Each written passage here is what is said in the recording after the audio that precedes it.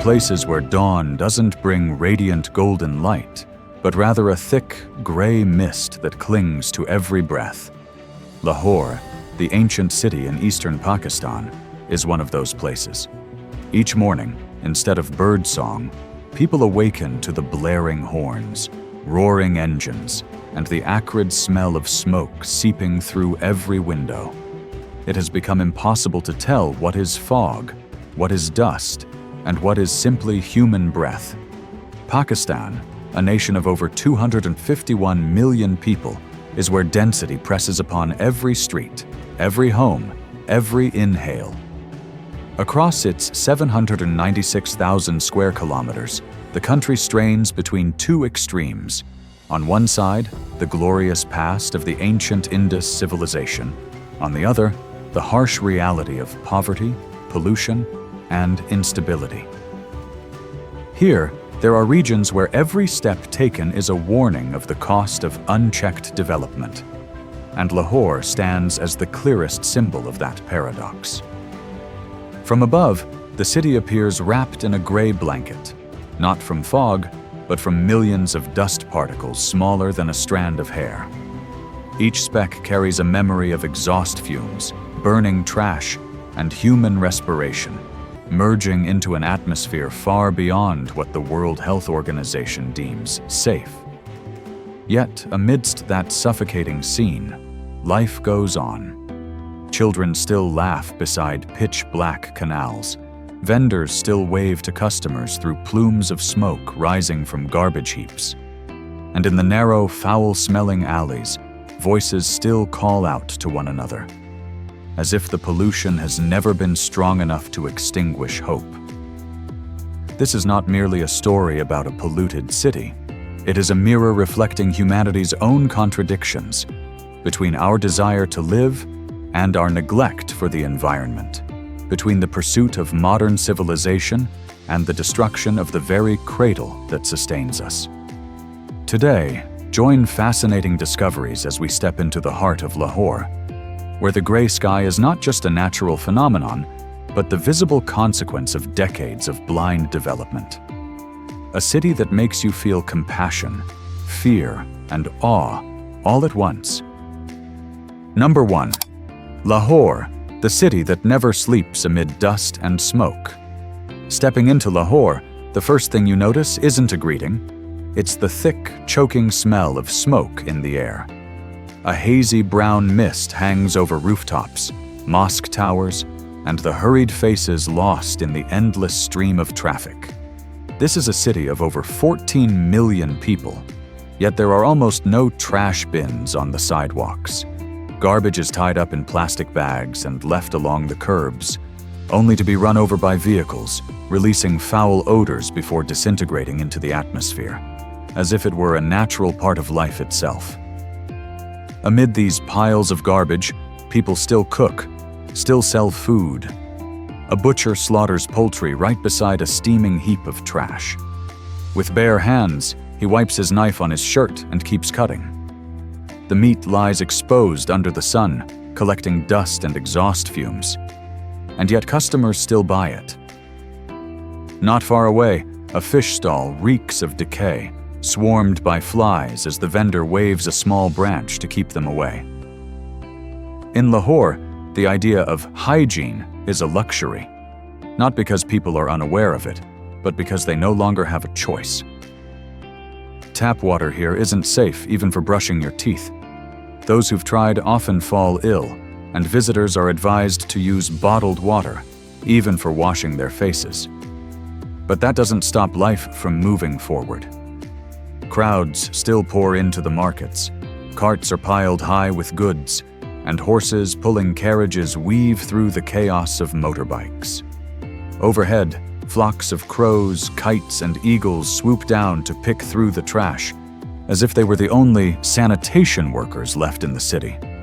Walking through the narrow lanes, you'll see black streams of liquid flowing along the roadside. Not rainwater, but wastewater from daily life. Children play beside it, adults wash dishes and clothes in it. In poor neighborhoods, public toilets are built from wood, raised just a few inches off the ground. And sometimes, there are no toilets at all. People relieve themselves beside open drains, where smoke rises from half-burned garbage heaps. Lahore stands as a mirror, reflecting the helplessness of an urban system collapsing under its own growth, where the population swells faster than infrastructure can handle. Each year, more than 300,000 new residents arrive, most migrating from rural areas in search of a better life. But what they find instead is dust, smoke, and overcrowding. And yet, if you look closely at their faces, you'll still see smiles, resilient, strangely optimistic smiles. It seems the people of Lahore have learned to live with pollution, as though dust and smoke have become part of their identity. A child still plays in a puddle of wastewater. A mother still carries vegetables through exhaust-filled streets. An old man still sits by an open sewer, sipping tea and chatting as if nothing were out of the ordinary. In Lahore, everything blurs together. Filth and beauty, life and decay. But within that chaos, you can feel a pulse, a raw, unyielding vitality, a kind of strength that can only be born out of adversity. Number 2. When the air becomes an invisible killer. There's a truth that anyone who's ever set foot in Lahore can feel within just a few hours. Breathing here isn't a natural act, it's a gamble. The air is so dense that even sunlight struggles to pierce through the heavy gray haze. Every tiny particle floating in that space, invisible to the naked eye, carries toxins potent enough to kill tens of thousands of people every year. According to data from the World Health Organization, WHO, Lahore's PM 2.5 levels regularly exceed safe limits by up to 16 times. On some days, the city's Air Quality Index, AQI, surpasses $400, a level experts classify as a severe health emergency. At that point, even healthy individuals experience coughing, headaches, burning eyes, and parched throats. For those with respiratory illnesses, every breath feels like swallowing metal dust. Locals have a saying: spending one day in Lahore is like smoking a pack of cigarettes. And if you stay for a year, your lungs will change color, not from tobacco, but from the air itself. Yet the most frightening part isn't the pollution, it's how familiar it has become. When people breathe toxic air long enough, they start to think it's normal. Children still play soccer in the streets, while gray smog blurs their vision. Adults still sit by the roadside, sipping milk tea beside motorbikes spewing exhaust. Almost no one wears a mask, not because they're unaware of the danger, but because they have no alternative. Pakistani scientists have warned that if this continues, the average life expectancy in Lahore will drop by 7 years compared to the global average. Each year, more than 128,000 people die from air pollution-related diseases, from asthma and pneumonia to lung cancer. But that's only the official count. The poor who die quietly in cramped homes without death certificates are never included in the statistics. The source of this catastrophe is no mystery. More than 6 million vehicles, mostly old motorcycles and trucks, operate day and night, releasing thousands of tons of exhaust. Around the city's outskirts, hundreds of small factories burn crude oil, coal, and plastic waste to cut costs.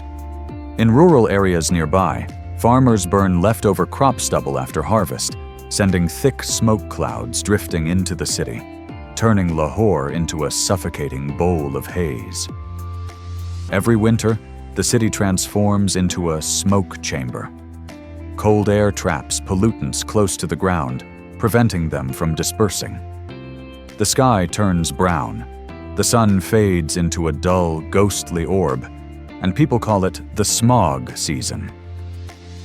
Children are advised to stay indoors, and many schools are forced to close.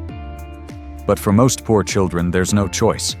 They still go out to sell goods, wash cars, or work on the streets, breathing side by side with death. In the overcrowded public hospitals, rows of patients sit connected to oxygen tubes. A young mother cradles her pneumonia-stricken child on the cold tile floor. An elderly man, his skin darkened by soot, leans against a wall, gasping for air.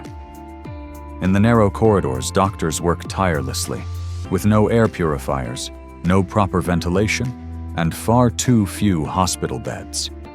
Yet Lahore is not just a story of sickness, it's a warning to the world. Unchecked development, limitless industrialization, and indifference to the environment can turn an entire city into a gas chamber. And while governments continue to argue over emission targets, the people of Lahore keep on living, breathing, and waiting for the sky to turn blue again, or for the day they no longer have the strength to wait. Number 3. The city of horns and exhaust. In Lahore, silence is a luxury. There is no moment in the day when you can truly hear the wind. Instead, the city exists within a constant symphony of chaos.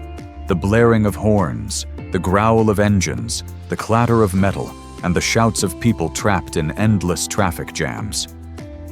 Stand at any intersection during rush hour, and every sense will be assaulted at once. Before you stretches a dense ocean of motorbikes, thousands of them packed shoulder to shoulder, weaving and pushing through each other like a boiling river of steel. Behind you, black smoke pours from rusted exhaust pipes. The stench of burnt oil mingles with melting plastic, making the air dizzying. Overhead, tangled bundles of electrical wires hang low, some patched together with crude metal hooks, the city's informal power grid of stolen current. More than 6 million vehicles move through Lahore every day, about 4.2 million of them motorbikes. That means nearly 1 motorbike for every 2 people. In a place where public transportation barely exists, motorbikes are not just a convenience, they're survival. They carry goods, people, and dreams. It's common to see a family of 4 balanced on one bike. The father steering, a child standing between his arms, the mother behind him, and a baby clutched tightly in her lap. No helmets, no traffic signals, only instinct and a quiet faith that everything will somehow be okay. The city's soundscape is like an endless piece of music. The car horn is its language. In Lahore, honking isn't for warning, it's for existence. You honk to alert, to request, to vent frustration, and sometimes just to say, "I'm here." During gridlocks that stretch for hours, hundreds of drivers press their horns simultaneously, and the air trembles as if the earth itself were gasping for breath. And when night falls, the city still doesn't rest. The roads remain alive, glowing with tangled beams of headlights stretching into infinity. Many call Lahore the city of horns and smoke, but perhaps those sounds are its heartbeat. Without them, Lahore might cease to live. Environmental experts estimate that daytime noise levels in Lahore average between 95 and 110 decibels, more than twice the safe limit recommended by the World Health Organization. Prolonged exposure doesn't just damage hearing, it causes insomnia, hypertension, and psychological strain. Yet residents seem to have adapted. They sleep through noise, eat through noise, even pray through noise. Most streets in Lahore are old, pockmarked with potholes and uneven surfaces. Every passing vehicle stirs up clouds of dust that spiral into the air, forming miniature sandstorms that never quite settle. Mixed with engine fumes, the city seems permanently cloaked in a brown haze.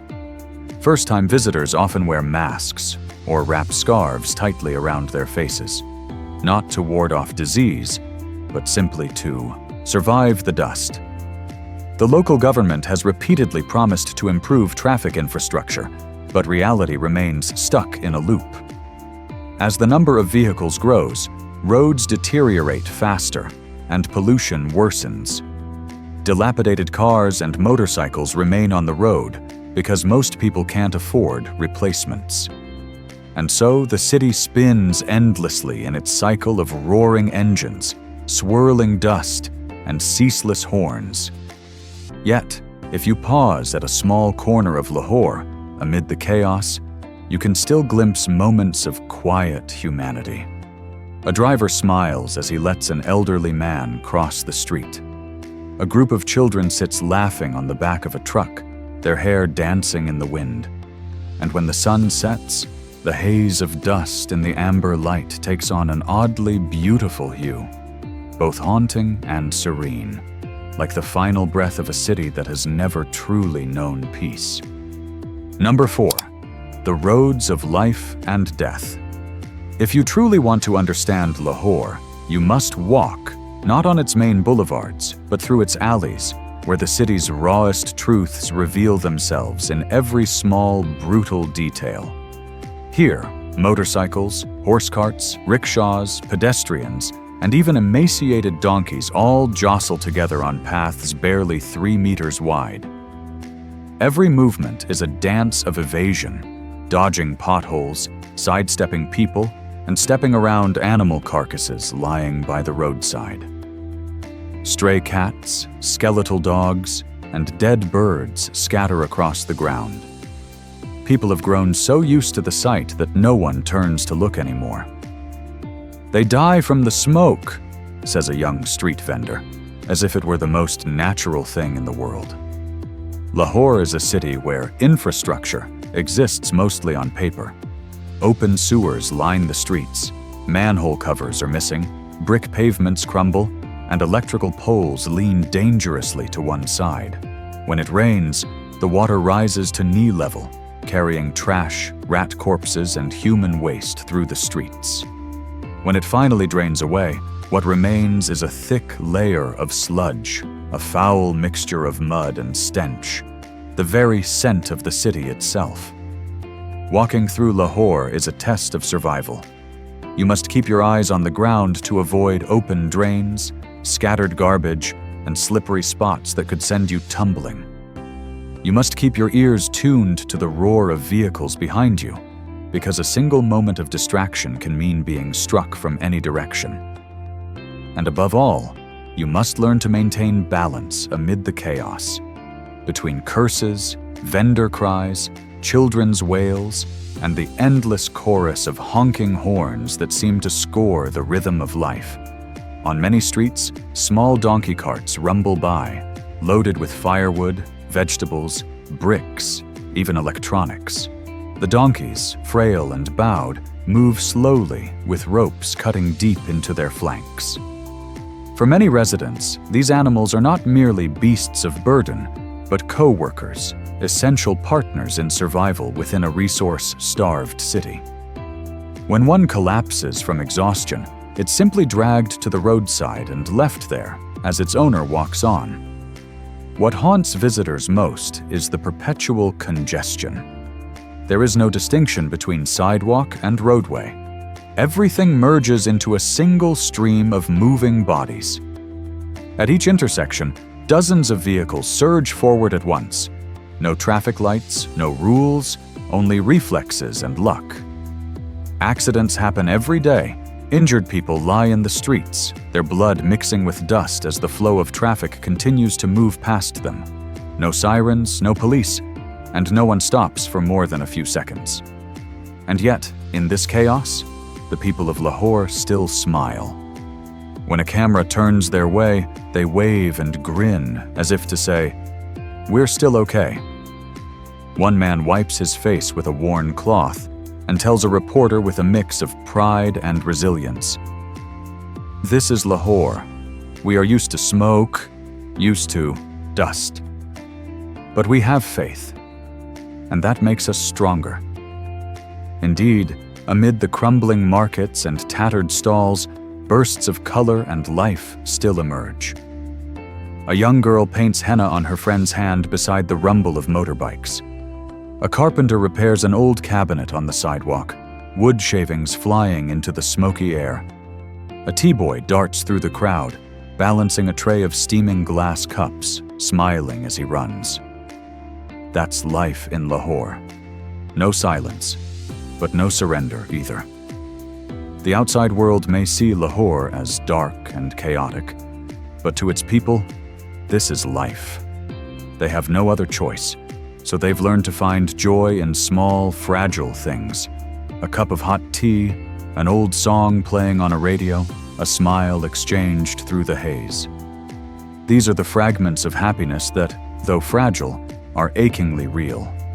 And when night falls, the smoke doesn't fade. It mingles with the dim yellow glow of the streetlights, casting the whole city into a half-dream, half awake, half asleep, where life and death stand side by side, breathing together, as if they were never meant to be apart. Number 5.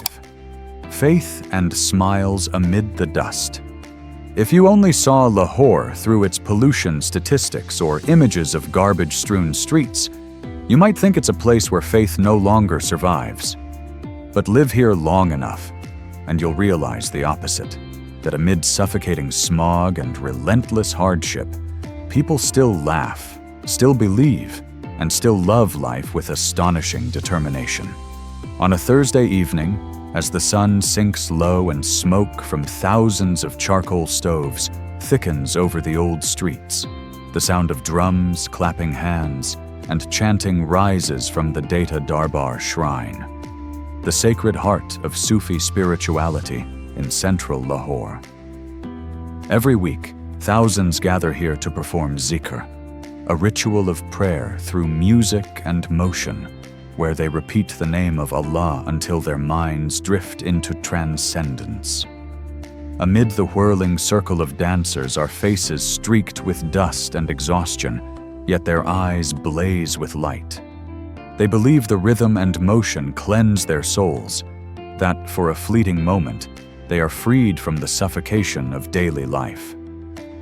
Some use mild stimulants, hashish or herbal tobacco, believing it helps them draw closer to God. Here, religion is not just faith, it's an escape, the only doorway out of a harsh, choking reality. Under dim lights, I saw bearded men, young boys, even small children, all swaying together, faces lifted toward the heavens, lips murmuring prayers. There was no class divide, no questioning of origins. Amid music and dust, they were equals in a rare, sacred unity, a kind of spiritual purification that even the cleanest modern cities can rarely offer. Leaving the shrine, you find small markets still alive deep into the night. Vendors laugh loudly, children dart through the crowds, a sugarcane seller fans away flies while humming an old tune. Their lives are simple but vibrant. In Lahore, joy doesn't come from possessions.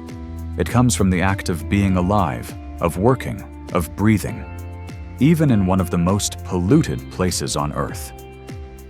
Once, a rickshaw driver told me, "We know this city is polluted, but it's our home. My friends are here, my family is here, my dreams are here.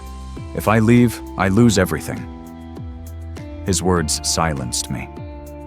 Because in a place that seems hopelessly chaotic, it is love for home, for belonging, that gives millions of Lahoris the strength to keep going. Strangely enough, faith grows stronger amid the smog. On nearly every street corner, you'll see verses from the Quran painted on walls. Bismillahir-Rahmanir-Rahim. In the name of God, the most gracious, the most merciful. These words are not just religious symbols, they are reminders that even in hardship, one must hold on to kindness and gratitude. Many foreigners have described Lahore as poor in wealth but rich in spirit. Perhaps they are right. When people lose the basics, clean air, clean water, they begin to cherish the invisible things. A smile, compassion, faith. On my way back, I saw a boy of about 10 standing by the roadside, clutching a bunch of balloons. Each time someone passed, he raised them high and smiled, his eyes glimmering under the faint streetlight. Behind him were the fumes, the garbage, and the rushing crowd. Yet in that moment, Lahore felt strangely pure. In its poverty, this city has preserved something many others have lost: the ability to smile in the face of suffering. And perhaps that is what keeps the people of Lahore alive, not merely as victims of pollution, but as silent warriors in a daily battle to reclaim their right to breathe. Number 6. The land that once was ahead of its time. Amid today's pollution and poverty, few would imagine that Pakistan, the land of which Lahore is a part, was once the cradle of one of humanity's greatest civilizations, the Indus Valley civilization, which flourished more than 5,000 years ago, alongside ancient Egypt and Mesopotamia. Visit the ruins of Mohenjo-Daro or Harappa, just a few hundred kilometers from Lahore, and you'll be astonished. Beneath layers of dust and centuries of decay lie the remains of a city planned with precision.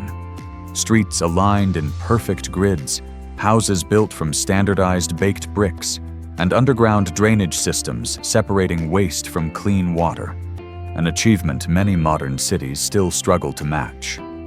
The people of the Indus Valley were not only skilled builders, they were metallurgists, jewelers, and innovators. They crafted ornaments from gold, copper, and precious stones. They developed a uniform system of weights and measures across their vast territory, using scales and rulers, an ancient equivalent of an ISO standard. Small soapstone figurines show serene faces, bright eyes, and calm composure, perhaps symbols of a society that valued reflection, order, and harmony. Archaeologists have even found evidence that the Indus people practiced dentistry. A human tooth discovered at one site bears tiny drill marks made with a stone tool, proof of dental treatment more than 4,500 years ago. They used natural herbs as anesthetics and painkillers, suggesting a medical understanding far beyond what we once believed possible for their time.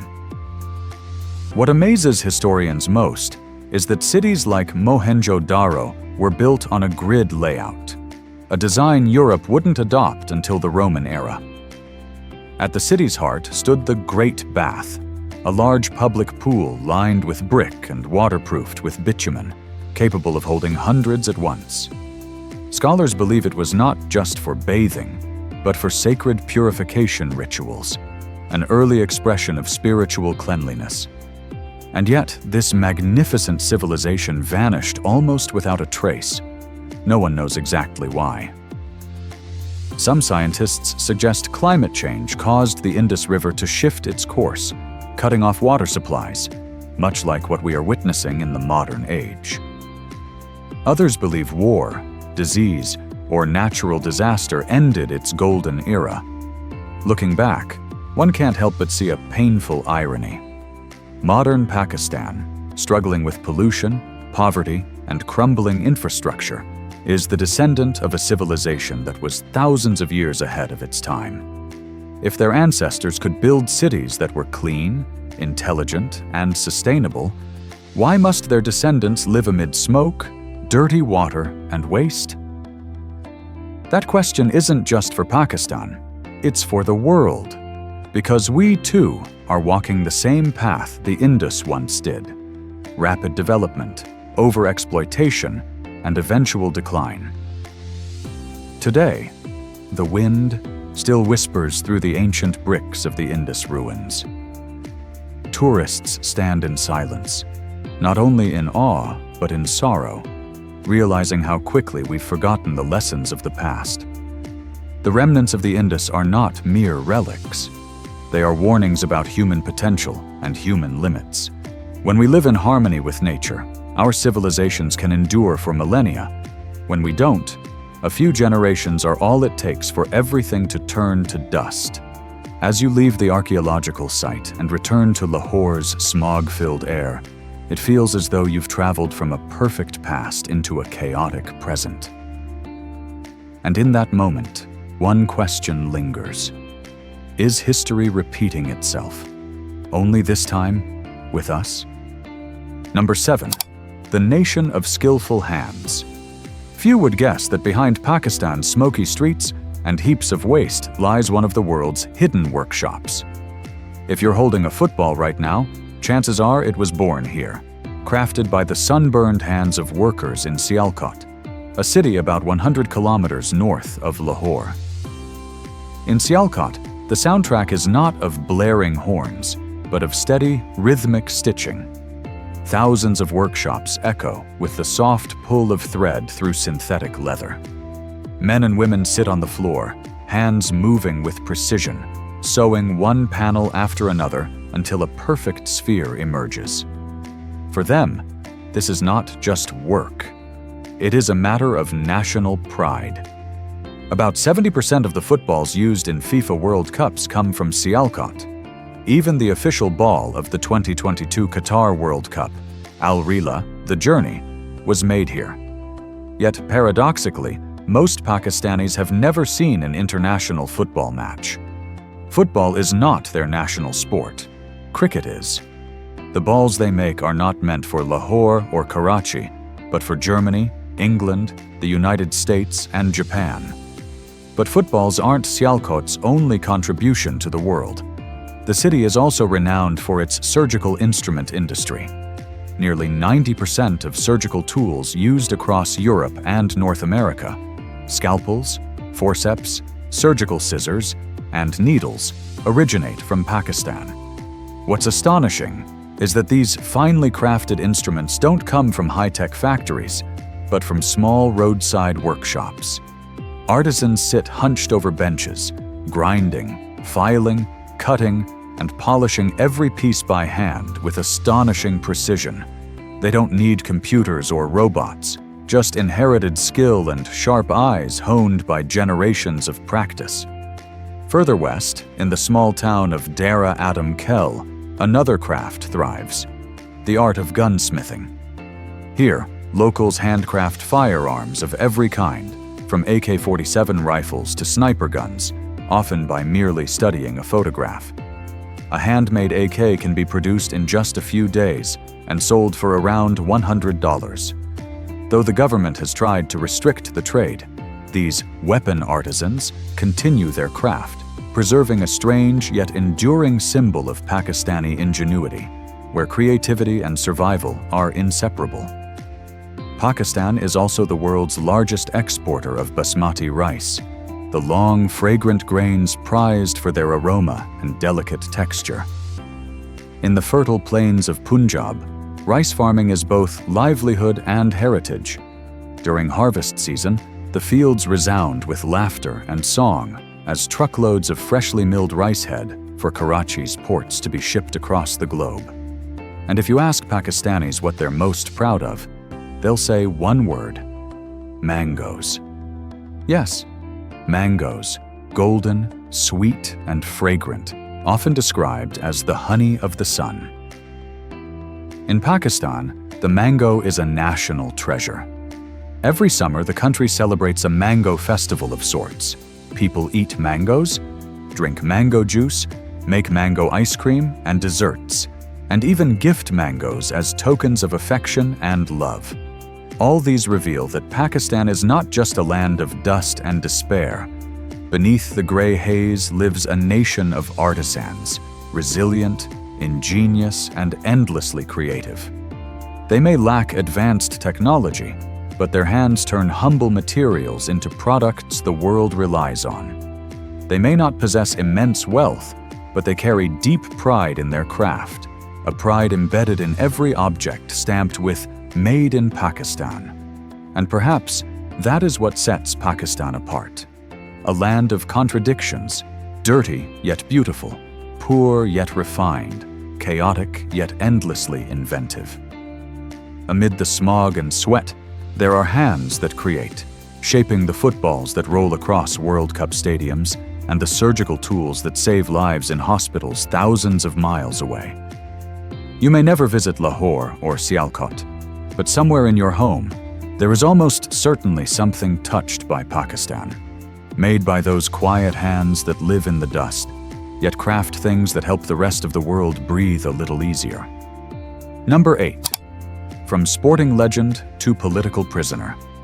In Pakistan, no figure embodies both the nation's pride and its tragedy more than Imran Khan, the man who once made an entire country roar with victory and later made it weep in despair. Before he became Prime Minister, Imran Khan was a sporting legend.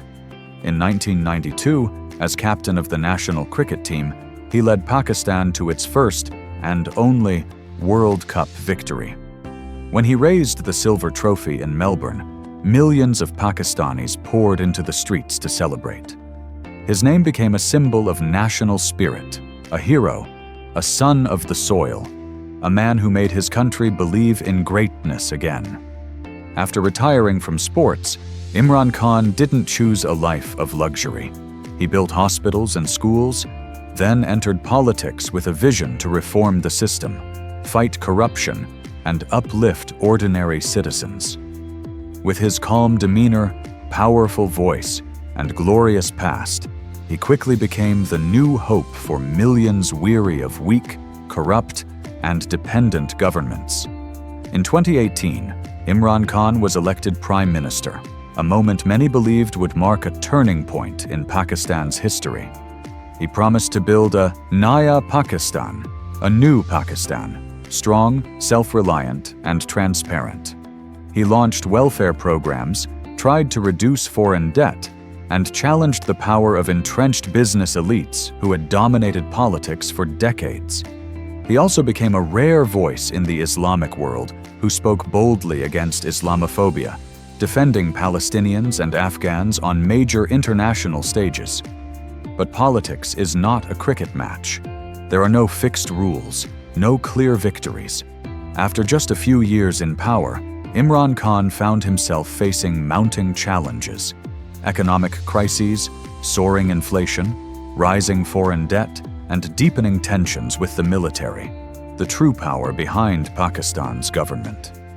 As the conflict intensified, he was hit with more than 150 legal charges, ranging from corruption to abuse of power. He was ousted, arrested, and has remained imprisoned ever since. For many, it was a shock. They could not believe that the man once hailed as a national hero, the man who brought global glory to Pakistan, could so quickly become a criminal in the eyes of the state. Yet for millions of others, he was not a criminal at all, but a victim of a political purge. Protests erupted nationwide. Crowds shouted, "Release Imran Khan," only to be met with tear gas, arrests, and bullets.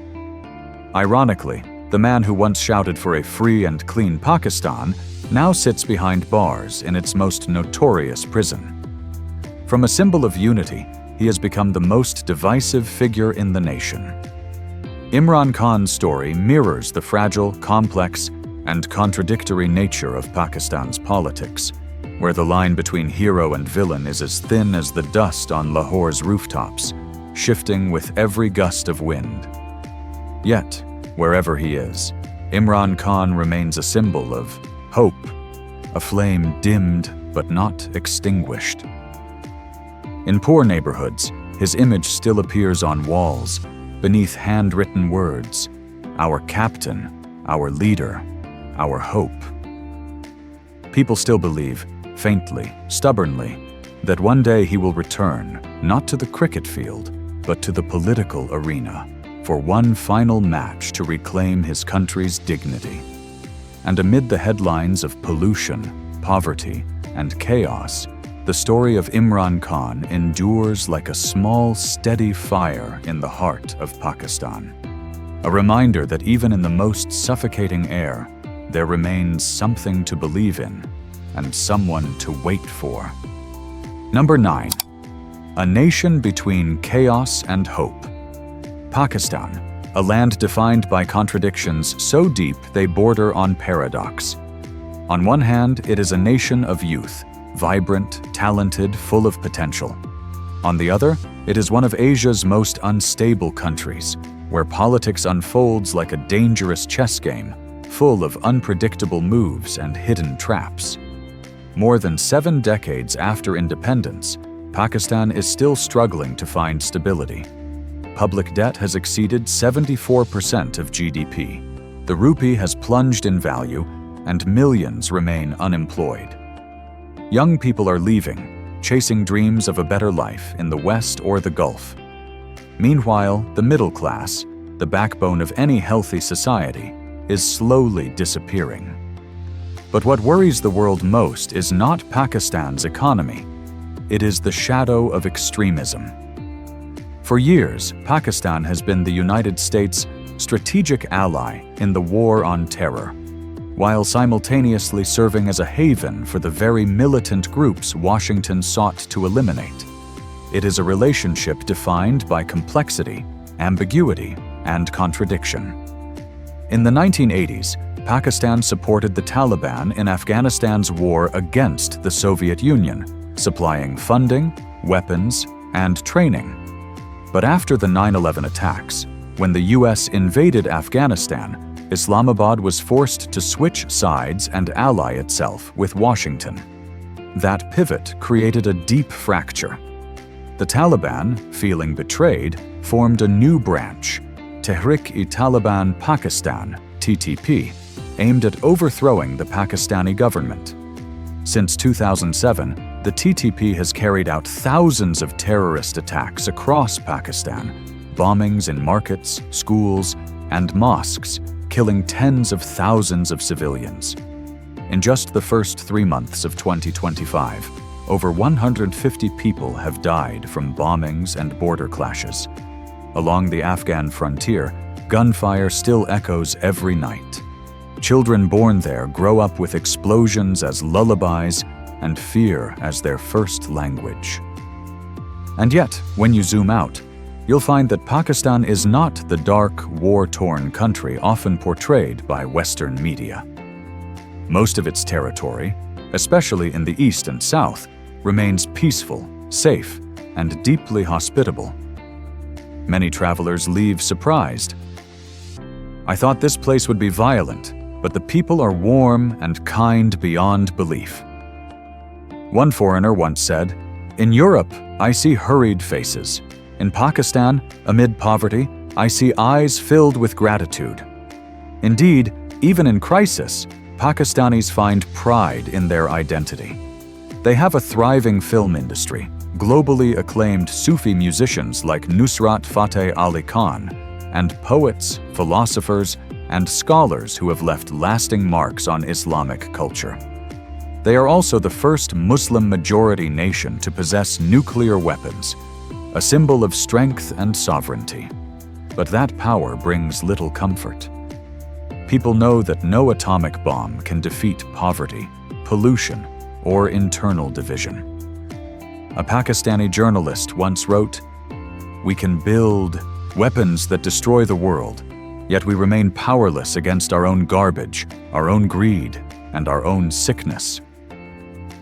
That statement stands as a warning, not just for Pakistan, but for every nation walking the same perilous path, valuing power more than humanity, and political victory more than moral dignity. And yet, amid this darkness, light persists. Grassroots organizations, schools, and young activists are quietly rebuilding from the ground up, recycling waste, planting trees, teaching poor children, and building small bridges between remote villages. In Lahore, a group of young volunteers calls themselves the Green Warriors. Every week they roam the city collecting trash and planting greenery. "We know we can't save all of Pakistan," they say, "but if everyone saves one small corner, the country will slowly come back to life." That is Pakistan today, broken but never hopeless. A nation standing on the knife's edge between chaos and hope, where every day is both a battle and a prayer for a brighter tomorrow. Number 10. The world's youngest capital, Islamabad, a dream of design. If Lahore represents Pakistan's past and its chaos, then Islamabad stands for its future and its order, at least in the hopes of those who conceived it. This city wasn't born from the slow, organic rhythm of history, but from a bold political decision. In 1959, Pakistan's government announced that it would move the capital from Karachi, the overcrowded, frenetic port city, to a quiet patch of land nestled beneath the Margalla Hills in the country's north. The goal was to build a new seat of power, cleaner, safer, more organized, a new heart for a young nation still searching for its identity after independence. The name Islamabad, meaning City of Islam, was chosen not only for its religious resonance, but also as a cultural statement, a declaration that this would be the place where faith, intellect, and governance converge to reflect the soul of the nation. The task of designing this dream city fell to Konstantinos Apostolodoxiadis, a Greek architect and urban theorist famed for his acoustics philosophy, the science of human settlements built in harmony with people, nature, and technology. Under his vision, Islamabad was mapped like a living organism, divided into geometric sectors, each with its own parks, schools, and clinics, all connected by tree-lined boulevards and open green spaces. Arriving here, you might feel you've stepped outside Pakistan entirely. Gone are the horns, the smoke, the piles of roadside trash.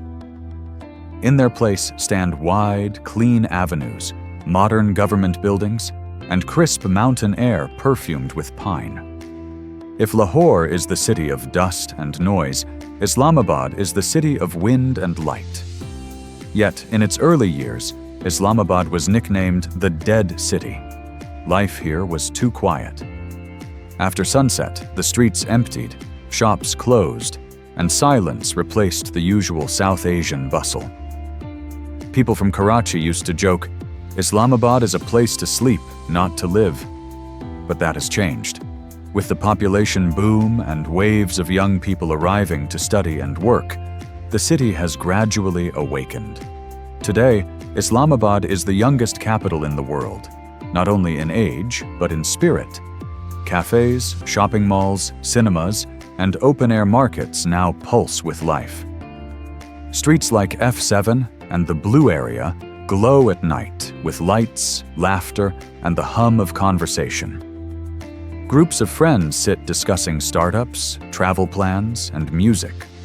Things once unimaginable in Pakistan's more traditional cities. More than just the administrative capital, Islamabad has become a refuge for hope, for a cleaner, better educated, more open-minded Pakistan. Its literacy rate is nearly 30% higher than the national average, and it hosts the country's top universities. Research institutes, NGOs, and foreign embassies have set up headquarters here, transforming Islamabad into a hub of diplomacy and intellect. Still, the city embodies Pakistan's familiar paradox: separation. While the people of Lahore, or Karachi, grapple with pollution, blackouts, and shortages, Islamabad's residents enjoy manicured parks, supermarkets, and clean water. A Karachi local once said bitterly, "They live in a city built with our taxes, yet they have no idea what we breathe every day." That remark stings because it's true.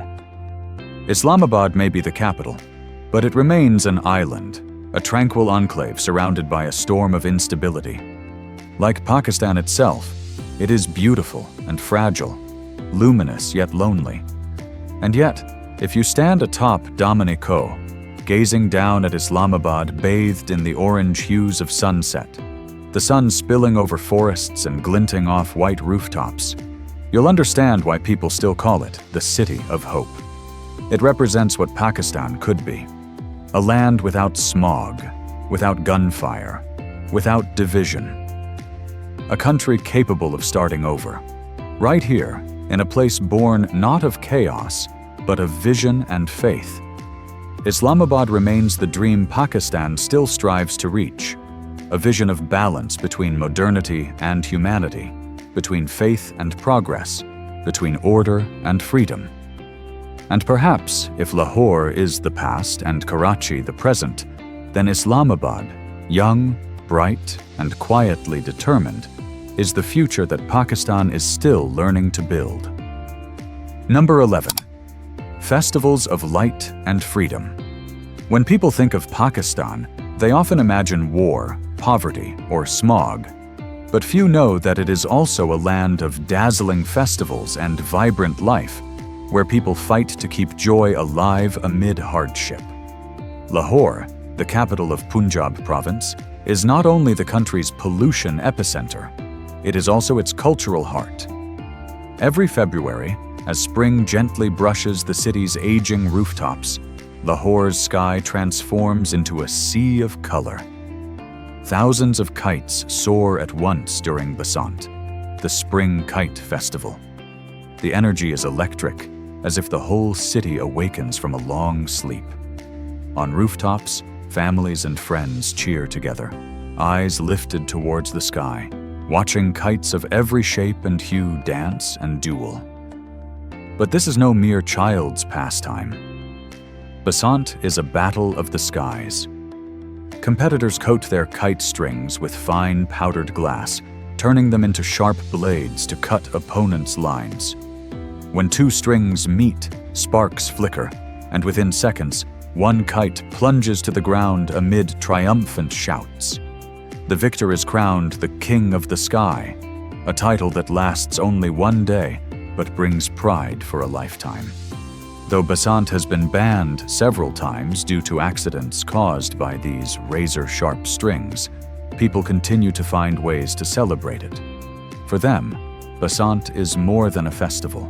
It is a symbol of freedom, of the desire to soar, even for a fleeting moment, above a city choked by dust and smoke. Travel north, and you'll encounter a very different celebration: the Joshi Festival, or the Spring Festival of the Kalash people. The Kalash are a tiny ethnic group of around 3,000 living in the remote valleys of Chitral and Hunza. They follow their own ancient religion, worshipping nature deities and seeing music as a sacred bridge to the divine. During Joshi, which lasts 3 days, men, women, and children don brightly embroidered garments and flowered headdresses, dancing continuously to the beat of drums and the sound of flutes. They believe the more they dance, the more abundant their crops will be, and the luckier their lives. At night, torches light up the valleys, reflecting off faces beaming with sweat and joy. Among the dances, many young couples find each other. The festival doubles as a rare chance for public courtship. A man may sing a love song to a woman before the crowd. If she smiles or joins him in dance, it means she accepts his love. In a conservative Islamic society, where romance is often bound by family and tradition, Joshi offers a rare space of freedom to love, to express, to simply be. Further north still, in the icy reaches of Hunza Valley, comes another celebration, the Apricot Blossom Festival. Here, spring arrives late but blooms gloriously. The entire valley becomes a vast tapestry of white and soft pink as apricot trees burst into flower. Locals believe the blossoms are heaven's gift, a sign of renewal and life's continuity. In tiny villages, families bake bread from freshly milled wheat, pour steaming apricot tea, dance around ancient trees, and pray for a peaceful year ahead. Witnessing these scenes, it's hard to believe this is the same country where, in other regions, people wear masks to breathe. One Pakistan lives under smog and despair. Another sings beneath clear skies. These are two Pakistans, one of pollution and hardship, and one of color, music, and faith. Festivals, in their deepest meaning, are how Pakistanis defy the darkness. They may lack electricity and clean water, but they still have drums, songs, lanterns, and joy. Basant, Joshi, and the Apricot Blossom Festival are not just cultural events. They are declarations of life itself. They remind the world that despite the struggles, beauty and spirit endure. The kites that paint Lahore's sky, the dances that light up Kalash's mountains, the apricot flowers that turn Hunza into a living paradise, all are proof that joy can bloom from smoke, that color can rise from gray, and that the human soul, even surrounded by dust, still knows how to shine. Number 12. The paradoxes in a nation's breath. Pakistan is a country of living contradictions. Here, poverty and talent coexist. Pollution walks hand in hand with faith. Chaos collides with kindness. And somehow, all of it fuses into a strange, resilient whole called Pakistan. In the same nation, you can see glass skyscrapers in Islamabad, where politicians discuss global cooperation, and just a few hundred kilometers away, Lahore suffocates under smog, where people don't even have clean water to drink. You can find brilliant engineers working remotely for American tech companies, while only a few streets away, children scavenge through garbage to survive. In Pakistan, the Middle Ages and the 21st century live side by side. You might see a young woman in a white shalwar kameez carrying a laptop to university, walking past another woman veiled in a black niqab, begging on the roadside. You might pass an iPhone store next to an old fan repair shop from the 1980s. Pakistanis are both immensely proud and tragically hindered by the barriers they've built themselves. They love their country by glorifying its past, the Indus civilization, sporting triumphs, national heroes, yet hesitate to confront the present. Corruption, inequality, and pollution that have seeped deep into their roots. In industrial zones, factories still burn plastic waste for fuel, filling the air with thick, toxic smoke. Meanwhile, in the mosques, thousands of worshippers kneel and pray each evening, asking God to purify the air. One prays, one burns, and both believe they are doing the right thing. Yet within these contradictions lies a peculiar beauty, the beauty of people who know how to love life despite adversity. Pakistanis greet one another with the words, "Assalamu alaikum," peace be upon you. The phrase is spoken millions of times a day, in crowded bazaars, in endless traffic, in tiny homes. Perhaps this is their smallest yet truest prayer, that one day peace will finally come. On the rooftops of shabby Lahore houses, boys still play the harmonium, singing old Sufi songs with cracked voices and shining eyes. In Karachi, an old mechanic wipes his hands with oil-stained cloth and smiles. "I don't have much, but I can still work. That makes me rich." And in Hunza, apricot farmers tell ancient stories passed down through generations, as if time itself has forgotten them. Pakistan, a country many label dangerous, somehow leaves those who visit forever changed. Beneath the dust, they find humanity. A stranger who loses his way will be guided home. A tourist who drops his wallet will have it returned by a shopkeeper running after him. A hungry child will be fed, even if the one feeding him has little to spare. Perhaps this is why the country endures, not through politics or economics, but through hearts that have never stopped believing. The people of Pakistan hold on to the conviction that if they keep their kindness, keep their prayers, then God will never abandon them. That faith has carried them through wars, crises, pandemics, pollution, and the harsh judgment of the outside world. And maybe that is the lesson Pakistan offers humanity, that resilience is not about defeating hardship, it is about smiling through it. Pakistan is not a perfect country, but it is a truthful one, as real as breath, as gritty as dust, as sincere as a smile half hidden beneath the haze.